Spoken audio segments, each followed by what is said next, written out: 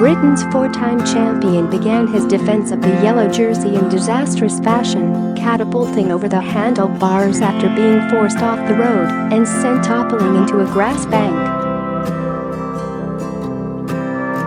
Virginia Froome was within 3.5 miles of the finish when he activated the ejector seat, but apart from grass stains on his skinsuit, there was no serious damage apart from the stopwatch.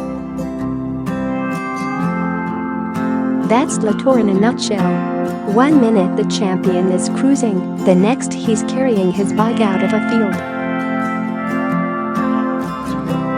Froome said, "I'm okay. We saw a lot of crashes out there, but we knew the first few days were going to be tricky, a bit sketchy, and that's part of bike racing. We were up near the front of the peloton, so there's not much more the guys could have done. It was just a bit chaotic with some of the sprint teams up there. I'm just grateful I'm not injured in any way, and there's a lot of ground to cover between here and Paris." Froome's relief at remaining in one piece was tempered by some of his rivals for the general classification: Dumoulin, Mikel Landa, Vincenzo Nibali, Romain Bardet and Rigoberto Uran, finishing in the main group, 61 seconds ahead of him. But Richie Porte was held up by Froome's crash and clocked the same time, while Nairo Quintana punctured 2 miles from home and lost a further 24 seconds on the GC contenders. Froome's loyal Team Sky wingman, Geraint Thomas, was safely among the leading group, however, and the double Olympic champion said the first 180 kilometers were fine, but the last 20 kilometers was a bit bonkers.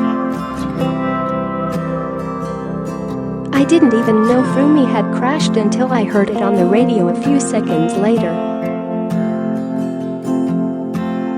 I think he just got really unlucky and got hit off the road on a corner. It's not ideal, but it's not the end of the world." Froome was with Richie and Quintana finished behind him, and arguably those two are going to be his closest rivals. There are 170-odd riders out there who are trying to stay upright, but that's what the first week is all about. Earlier, Froome's charm offensive to win over a skeptical French public had suffered an early banner in the works.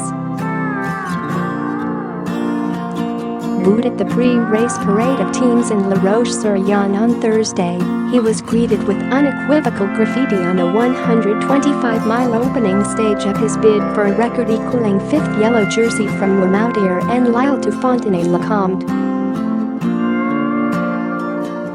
Shortly before his crash, Froome, who speaks serviceable French, would have understood the venom of one banner reading Froome Degage, clear off, and another, referring to his exoneration by world governing body UCI after a 9-month investigation into a raised level of asthma medication salbutamol last September, said, "Froome plus Sky plus UCI equals traitors, cheats." Froome, 33, had even written a conciliatory piece for French daily Le Monde, the paper which leaked his supposedly confidential adverse drug test last September. He said, "I meant it when I stood on the podium on the Champs-Élysées and said I would never dishonor the yellow jersey, and my results would stand the test of time. I won't, and they will. I am passionate about the Tour. To win any race based on a lie would, for me, be a personal defeat. I could never let that happen.